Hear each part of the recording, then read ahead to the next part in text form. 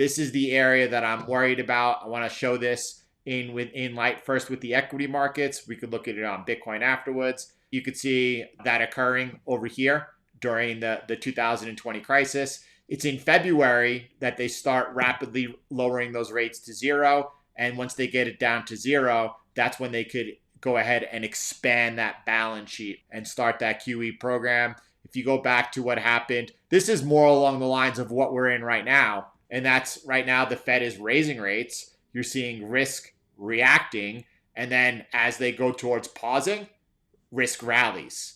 That's the portion of the cycle that I believe we're in now. It could be different this time. And it could be different because of the inflation. And because of the inflation, the Fed continues to hike into a slowing economy. Only it looks to me that we've seen these core causes of the hot inflation coming off drastically in the past 30 days. Are things developing and are things changing? Could we gameplay out different scenarios if they did that? For instance, would you consider selling a portion of your Bitcoin, even if it's within the mean price? Do you think we get closer to another all-time high and then another brutal turnaround like we're having? I would love for the opportunity for price to come in and go towards a new all-time high. I mean, who wouldn't out there? There's no question that if we saw, let's just call it the fall or sometime soon, a Fed pivot, and a Fed pivot by mean pausing rates, I do think that there's a strong, everything suggests risk would rally. You could see it happening in the past. Well, just looking at this chart of Bitcoin, you could see here the Fed pauses, and that's when Bitcoin goes into that massive rally. We can't go back much further because Bitcoin only goes back that far. But we did look at it as well on the equity markets. It's fair to say if the Fed pauses, we would be seeing risk to rally.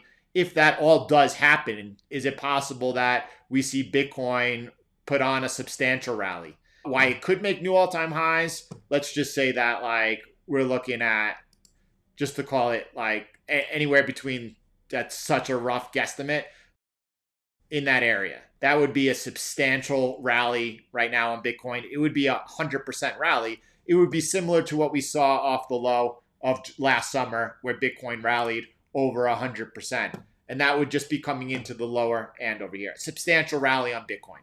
If that were to occur, that would be so nice. I don't know that that's going to happen or not or anything like that. If it did, would I be looking to sell Bitcoin? Well, here's the thing. If risk rallies this far, there's no saying that it won't and can't move on to make new all-time highs and or what things would look like. I guess what we would be watching very closely, I have a strong suspicion that if we see the Fed pause and risk rally anywhere near this area, that a lot of people in this area would flip bullish for sure. And what do I mean by that? I mean that a lot of people in this area over here, this is where people flipped bearish. I think that the majority here flipped bearish. I think that's fair to say. And then I think that the majority would flip bullish all the way up at these levels. Again, that's concerning for me because if indeed we do have any type of rug pull from there, people would just get so wrecked. If you're late on the downside, and then you like all of a sudden grow this belief that the market's now going straight down to whether it's 14,000 or 10,000 or lower, and which all could happen. But if that's your belief and you have become deterministic in like the equity markets are going to correct 40 to 60%, therefore Bitcoin is going down lower. Vidir was like, what happens if they do? That's the CTM way. That's how you have to be is well, let's play it out. Andy's asking, can we gameplay all different scenarios? My concern, my worry is that if price were to rally at any point in time towards this area this year, that a lot of people who down over here were just like capitulated bearish would now capitulate bullish.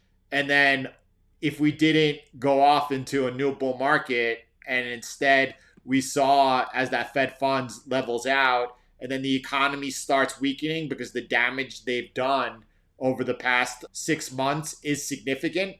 And then at that point, if we start seeing the rates start cutting down and then like at that point, we're going to see, I really believe strongly, all of a sudden Bitcoin coming down, and then these lows are also in question again. And whether or not they would hold or not, it's who knows. That's my concern.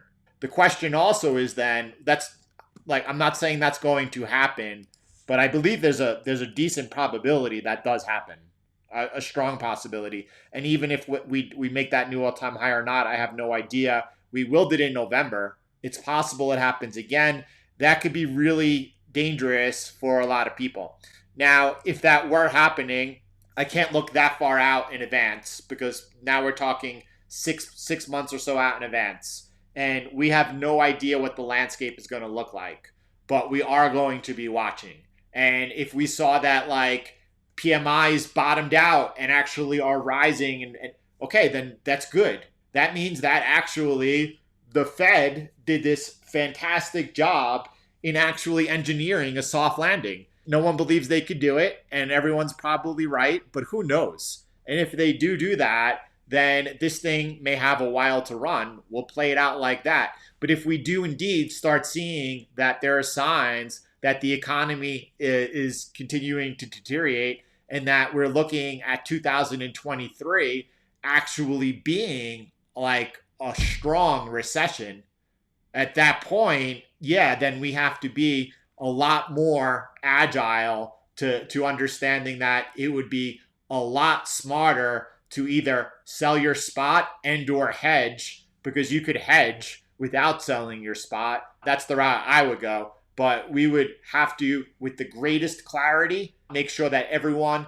understands what potentially is unfolding. And instead of just calling, oh, well, 53,000, take profits, get neutral, de-risk, but actually say, hey, we might be looking at some bad times ahead, and we might want to now then go from, to a posture, whereas we looked at it just before, where we start cutting rates. We might want to be waiting for that, then like that move to zero. And then we want to be waiting for the Fed to kind of come in and actually, boom, expand the balance sheet. Not that looks like a raise rates, but expand the balance sheet and raise QE. I think a lot of people are waiting for that over here right now in real time. That doesn't seem to, that's not what I see.